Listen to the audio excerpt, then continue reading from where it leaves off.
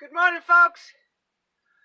It is 4 degrees, partly sunny, a little bit of wind. It's a little chilly, but the wind isn't so strong that I had to have a turtleneck on or, a hoodie. So today, I've got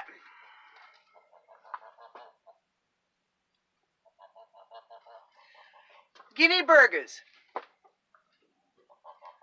Okay, there's 3 guinea patties in there. Now what I do is, when I do a guinea in, I usually either smoke the guinea breasts or cut them up into steaks and grill them, or put them on in a frying pan on the back of the cook stove, wood cook stove, and I fry them up. But if I'm doing a lot of guinea and I want a variety, I'll take the guinea breasts and I'll grind them up, and I'll add salt and pepper, onions, green peppers, form them into patties, and then I will seal the top and bottom on the grill, and they'll have that nice grill mark on them. It'll taste like, like grilled food, but you only want to sear the bottom and you want to sear the top, and then you put them in the jar. Now, guinea meat is quite lean, but they hold together if you sear the top and the bottom of the patty. Then put them in the jar, add your broth. Now, when I do my canning here, I have a lot of broth and a lot of stock, and I jar them up. So when I'm doing burger or patties or anything like that, and I need some broth, instead of adding water, which you can do, I just take that broth and use it as the liquid to go into my jars. So that's one thing you can do, and you can do this with, I've done it with chicken patties, turkey patties, guinea patties, duck patties, whatever you want, all right? So it can be done, and that's just a nice treat in the middle of the winter, okay?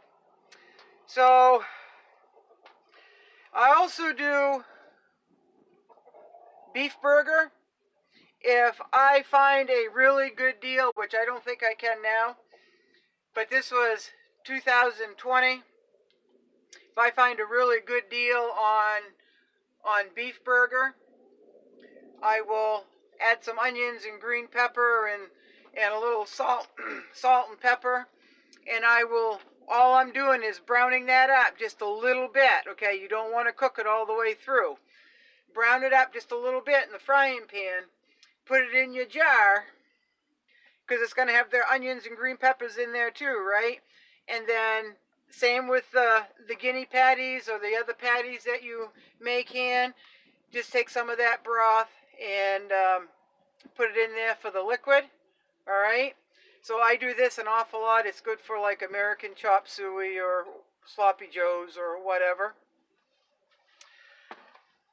Also,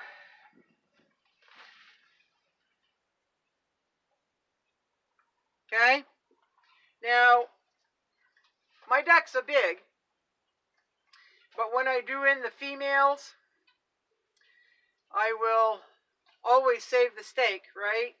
The breast meat for the steak, or I'll grind it into burgers and make patties, or just burger and onions and green peppers in a jar and can them. But female guineas, they're a lot smaller than a male, right? So I can fit 6 female Muscovy duck legs in a quart jar, and I'll admit I crammed them in there, okay?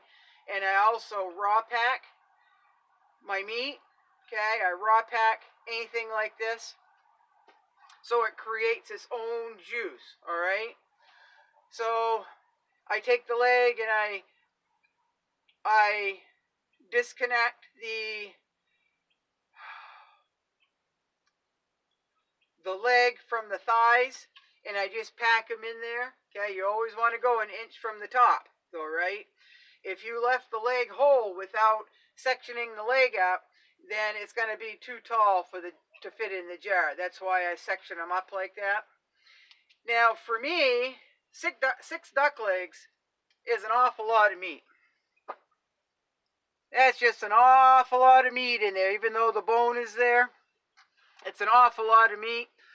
So I'll have a meal or two out of the jar, and then I'll put it into a soup or something. So a quart jar of meat for me is several meals. Okay. Now I also I know a lot of you buy things, grow things, and throw them in the freezer. Okay. I'm going to talk worst case scenario for a moment. Let's just say something happened and you didn't have power, and maybe you were running that freezer with a generator or something, right? But what if that generator couldn't work? Okay? All that meat and all that produce, everything that you've got in the freezer, you're going to have to do something with it, right? Now, I know here in Maine, I know some friends of mine during moose season got a moose, and their freezer went. And they caught it in time, but they couldn't get another freezer because of finances, all right? And that meat was their meat for the entire year, so they had to salvage it. Now, they came over and they borrowed my canner, my pressure canner, because they already had two pressure canners. But they needed to put all that meat into jars. Now, I know how long it took them to do that, folks, and there was two of them, a husband and a wife, okay? They were doing that, and the mother-in-law would come over and help, and they canned for several days so they wouldn't lose that meat. So you've got to have a backup. Now, I know I live without power here, so I don't have a freezer. My freezer is in the winter here. When it's cold, you know, I have several months of below freezing temperatures, or I can keep it below freezing. So that is my freezer, okay? So in the winter, it wouldn't be a problem if you're living in a northern climate, but if you're in the south, I'm not sure how you would go about that if it's warm, like 10 or 11 months out of the year. You're going to have to come up with a backup, folks. Now, granted, it takes a lot of work, and it takes time to can up food, you know, pressure can it. It takes time, folks, and I understand that. But it's safer. So you don't have to worry about losing power. You don't have to worry about if your freezer goes out. So I prefer canning everything that I can. Now, there's always drying it, right? You can dry it. Freeze dry. There's some nice freeze dryers out there. I know they're awfully expensive, folks. So a lot of us cannot afford it. So just be mindful of what's in your freezer and how long it would take you to either can it up or to throw it in your freeze dryer, or maybe throw it in a smokehouse if you've got a smokehouse. Now, I do not have a smokehouse. That is something that I really, really want here, and I've been wanting it for 3 years. And I have the one in mind that I can make myself. I've just got to find the time to do it. So what I do is, online, I saw this man make a small little smoker out of 2 disposable roasting pans.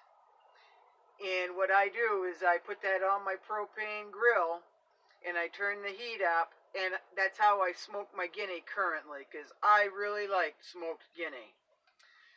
So it all can be done. My fear is if something happens and you don't have power to your freezer, how are you going to process all of that meat or can up all of those vegetables Because I can tell you, that couple, friends of mine who lost their freezer and couldn't afford, didn't have the means to go out and get another one, they were some awful busy, and they were going around the clock, folks, okay? Around the clock. So it'd be an awful thing to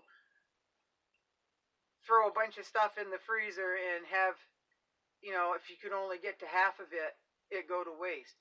Now, you could probably always give what you can't use away. Maybe you can find a freezer somewhere that somebody has room in. Or maybe it's winter and you can put it outside and use it up, that can it up that way. But what if there's no means of electricity? Just something happens and there's no means of electricity. How are you going to use up that meat or preserve that meat or the vegetables without waste? Because I can tell you, as a person that lives like I do and preserves a lot of food, I can tell you it's a lot of work. It's a lot of work. So just something to think about. You know, and I'm going to go in another worst case scenario. Let's say the shit hit the fan, and the shit hit the fan for a while, and there's some things that you just crave, like, right? Like, what if it's 4th of July and you just want to do something to, because everybody has cookouts on 4th of July, right? What if you just wanted a burger? What if you just wanted a hot dog? Because you can hot dogs, folks, okay? And I've done it. I just don't have any up on the shelf. It would be awfully nice to dig a jar off the pantry shelf and, you know, open it up, and you've got patties that are already cooked. All you have to do is warm them up, right? And you can do that over an open fire in a pan. So you could still have something. And it really concerns me for other people when their way of preserving is throw it in the freezer. What happens if something happens to that freezer? What happens if you can't get a replacement? What happens if it's in the summertime and you can't throw it out, you know, into the cold where it's already freezing outside? You know, that bothers me. If that's their only backup for storage, that would kind of haunt me, I think. It would kind of haunt me. Because anything can happen, folks. All right? I live this lifestyle, folks. So I have a little bit of knowledge in a lot of areas, okay? And I have a lot of knowledge in a few areas. So you can take what I say with a grain of salt. You can take what I say as the only way. It's not the only way, folks. But you can take what I say as truth for what works for me, because I wouldn't be putting it out there if it didn't already work for me, and that's how I do things. All right, folks. So, all right, I guess that's it. We'll be back on a little bit later. I've got something else I would like to show you, so look for another video before the end of the day. And y'all have a good day. Be safe out there. Watch your surroundings. Okay? Be vigilant. Okay. Thank you. Bye-bye.